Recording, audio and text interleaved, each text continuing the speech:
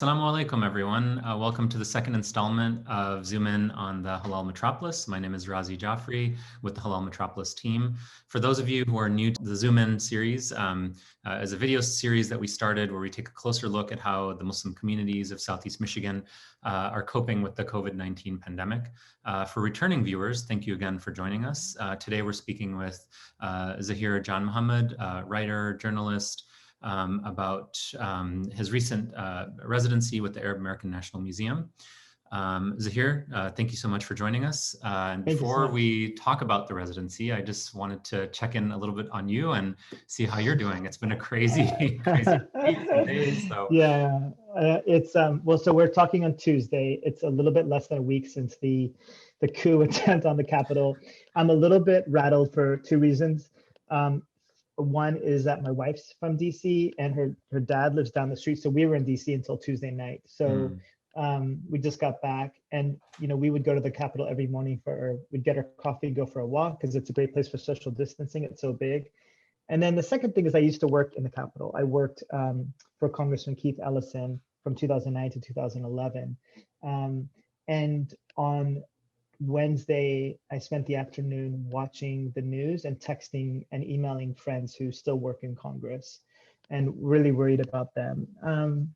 I have to say, my wife is expecting in March, and when we would go for our walks to the Capitol, I would tell, Claire, my wife, I'd say, I hope, inshallah, maybe our son, if he wants to, maybe he'll work in Congress. He doesn't have to spend his whole life there, but I had a good experience working there. And to be honest, I know this sounds crazy, shows how old I am, but I had a good experience working with Republicans. Okay, I disagreed with them, but they didn't storm the building. yeah. And I honestly had some really fruitful disagreements with Republicans. And it's just like we've gotten so polarized. And I think I see shirts that say Camp Auschwitz. I see journalist cords like XLR cords used as nooses. And I think like this is insane. So I'm still a little bit dazed. I have to say I missed a few days of work because I just couldn't focus.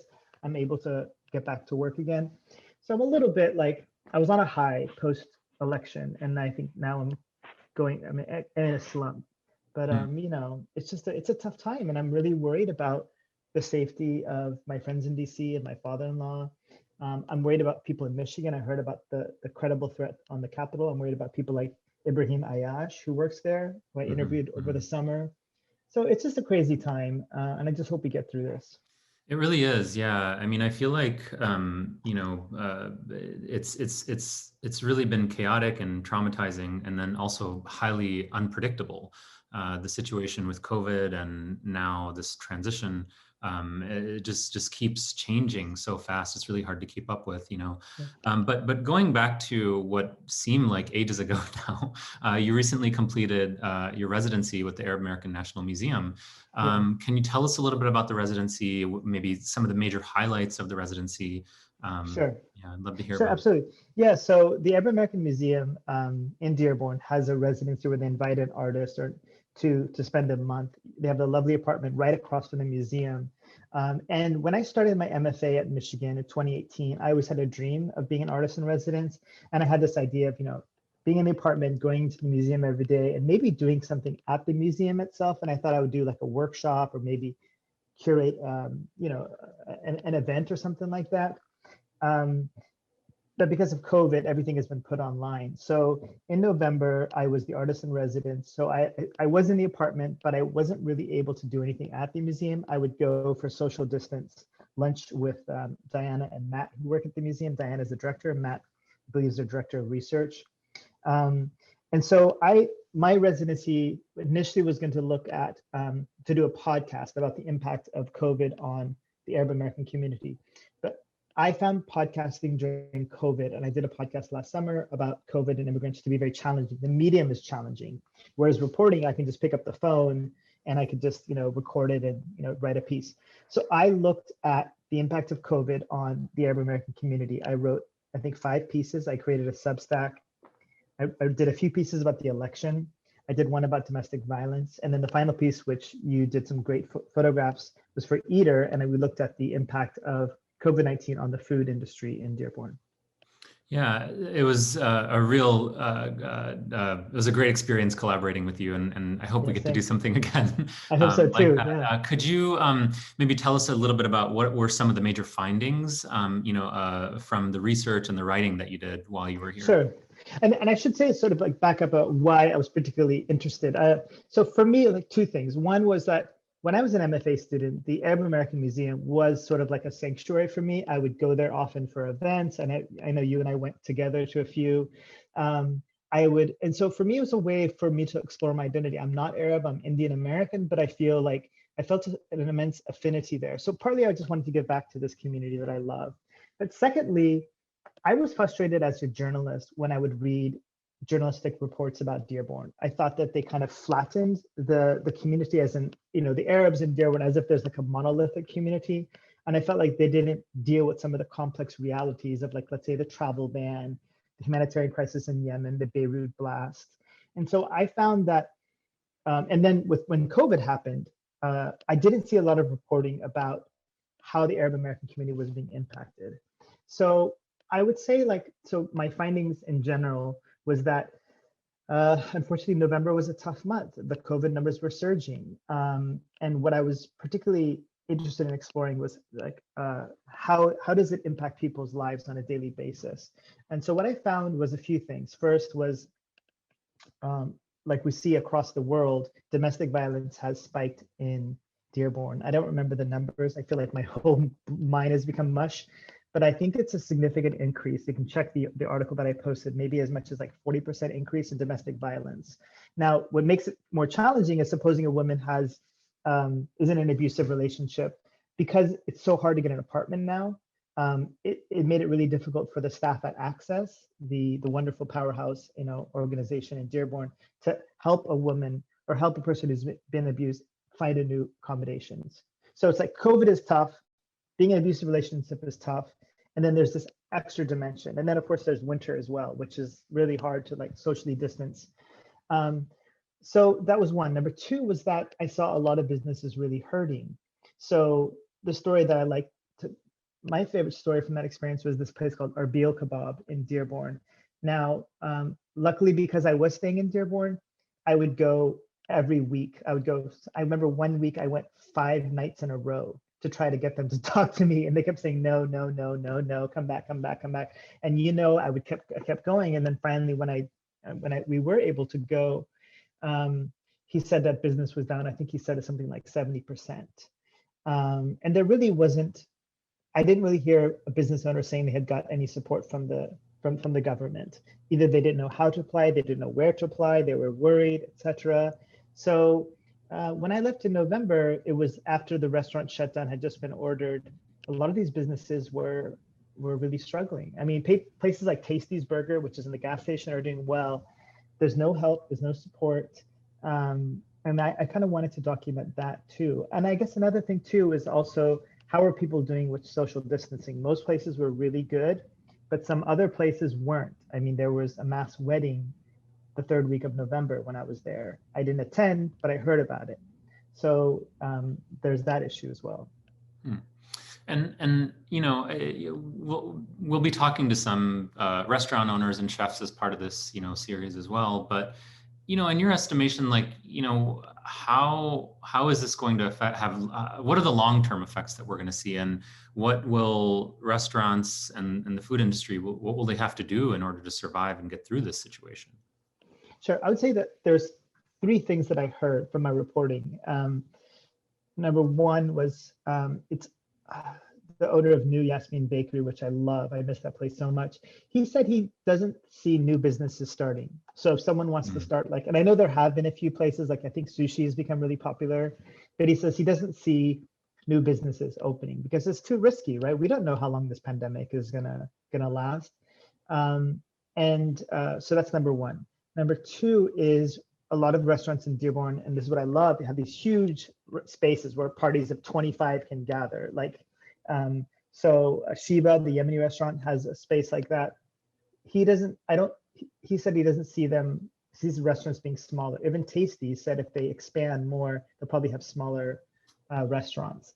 And the third is more of a pivot to online, which isn't easy for some businesses. Some food travels better than other. A burger travels really easily, but a big Lebanese platter less so.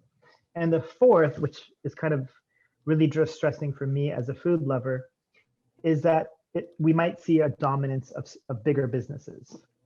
So you might have, let's say, Hamido's, which I love, and you have two locations, maybe like the big players in Dearborn, like Hamido's or Al Amir, and I love Al Amir, will dominate, and some of these smaller places won't be able to compete.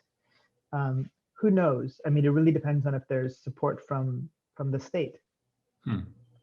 Yeah, I mean, it's something that I think, like, we've all taken for granted. There's so many amazing restaurants, and many you and I were able to enjoy, over the last couple of years as when you were a student here.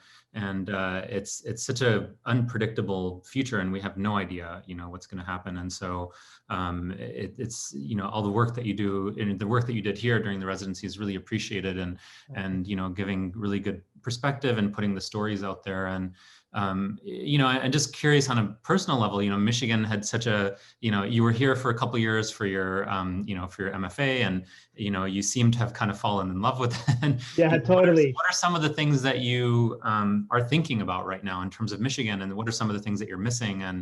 And yeah, just kind of curious about that, Oh yeah, I definitely fell in love with Michigan. Well, I should say, like, so I mean, I fell in love with Michigan even long before. My sister did her master's in social work, and so I remember visiting her once and going to New Yasmin, and it was like, I think it was Ramadan, and it was late at night, and there was like a long queue.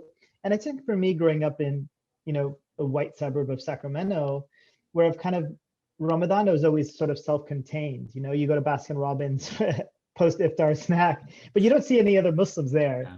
Whereas in Dearborn, it's like, I mean, I love, like, when we went to that dessert place, I forgot, La Gelati, I think it's called. Yeah, La Gelati, yeah. La Gelati. It just seemed like women in hijab. And I'm thinking, like, my mom recently started wearing hijab. And if my mom were in town visiting, like, she would feel so comfortable. Whereas I think I see my mom post-Trump feeling a little bit more shy in public spaces, especially in spaces that are majority white. And I'm in Maine, which is super white. So I love Dearborn for the possibilities of people feeling really open and feeling like, you can go out and people can kind of like spread out and take up space. And I think that one of the things that I really feel that, having lived all over the US these last few years because of my wife's job, is like in Maine, there are people of color, but oftentimes they have to be small because you just don't have the critical numbers here in Maine to really create something. It's just people are coming in and out. Whereas in Dearborn, and in Detroit, you've got majority minority cities, and so you have very different conversations. So you get a place like Amar Pizza.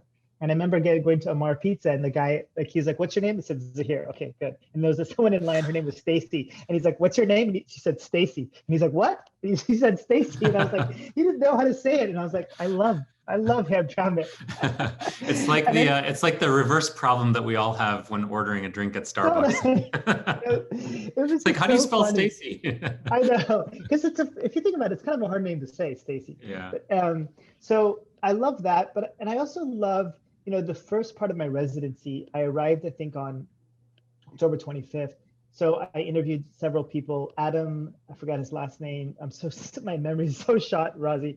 And I interviewed Nada El-Hanuti. And these are young Arab American activists who campaigned for Biden to get the Arab American vote out. And what I see so inspiring is you have so many individuals. Of course, there was Abdul Saeed, who ran for governor, and you have so many exciting people coming up, inspired in many parts by the travel ban, who are saying, listen, like, screw what's happening in this government, like, we're gonna stand up. And that was also incredible.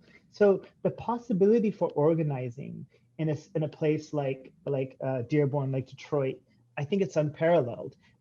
It's also because I remember when I was speaking to I went to a Biden rally the weekend before the election, and I was talking to some young people there, and they're like, we didn't grow up as minorities. We grew up where you go and, you're speaking Arabic at the grocery store. You're speaking, your class might be majority Arab, might be majority, wearing hijab. You might have a teacher wearing hijab. And so it's not saying that people in Dearborn don't have issues, and I try to explore them in my article, some of the issues of the travel ban humanitarian crisis in Yemen, but there's a certain sense of belonging there that you're not going to see in a place like, like Maine or Ohio or other places that I've lived. And that's remarkable. And so I definitely fell in love with Michigan. I feel like I love it. I think it's a great place. And I hope when our son grows up, I can take him there. Yeah, and if I could pitch you a story idea, there's going to be an election this year in Dearborn, and so it's going to be really exciting because I think there's going to be a lot of really great young up and coming candidates that are going to participate in that election, both as candidates but also as organizers and activists as well. So it's can I say exciting. One thing though that Razi, I experienced Dearborn for the last few years in Ann Arbor. I would, as you know, I would drive there for dinner and come back or go to an event. But spending a month there, I observed a few things that I didn't see before. And one of them was how racially divided Dearborn was. So I lived in East Dearborn, right across from the museum, and I would go to the grocery store. I forget the place called, I think it's called Westbourne, and it's right by this burger place that I like called Brom. And as soon as you cross that line, it's like the demographics shift. And when I interviewed Nadia Al-Hanuti, who ran for city council, she said, and I don't know why I'm surprised about this. I shouldn't be surprised, but I was surprised. There's parts of Dearborn where she would go to where she would get harassed by the residents, and people would say there's a suspicious. So I think that the way oftentimes journalists, and I say this as a journalist, would write about Dearborn as if it's the super happy place. And I think that exists in East Dearborn, but West Dearborn is a very different reality. And the night before Trump won, I was at the CVS, which happened to be, I just happened to have to go to one in West Dearborn. And there was a dude in a Trump flag just driving around in circles. So I think for me, there's no substitute to actually spending time in a place the way that you've spent time in Hamtramck and spending time in Dearborn. It complicated this idea of like East Dearborn is a certain reality, but in West Dearborn, and I think it sort of just goes to show this idea that people can live next to each other. I think white residents can live next to Arab residents and still bear the same animosity. I think this whole proximity theory, that as long as people live next to each other, they'll be okay. And I think that's a fiction, and I think I saw that firsthand. Yeah, I mean, there's definitely some interesting parallels with Hamtramck, after living here and covering Hamtramck for a while now, but also some stark differences too. But yeah, I mean, thank you for the amazing work that you do. We hope that you'll come back and do more, anytime stories like this, about the community. Just kind of to wrap things up, what are you doing now, and what are you looking forward to in the next couple months or the coming year? So I'm working on some. My MFA project was a collection of short stories, so I've been working on revising that. But mostly, to be honest, I'm just preparing. My wife is expecting in March, so I'm just really like getting ready for this new chapter of my life. I'm really excited about that. But I've just been really enjoying. Like I was very productive last year, which I know like a lot of people had a hard time, but I was very fortunate to. And so now I'm taking a little downtime and working on some writing and doing a lot of reading and stuff, and also trying to keep my sanity too, which given the news is this whole challenge. But yeah, I hope I get to go back to Dearborn, and I feel like there's a lot of stories that I want to explore, like including about garages. I'll just put that out there, but that's a story that I think if it weren't COVID, I would have tackled, this idea of like people hanging out in their garages, which is a really interesting thing that I've only seen in Dearborn, but who knows? Hopefully I get to go back. Absolutely. Yeah. Hopefully we'll get to work on it. Well, thank you for joining us, Zahir, Janmohamad. Thank you. If you are a listener and you have a story that you'd like to share with us, or you'd like to be featured on the Zoom In series, please fill out the form linked below. Wishing everyone safety and good health. Until next time, Assalamu alaikum. Thank you so much for joining us. Alaikum salam.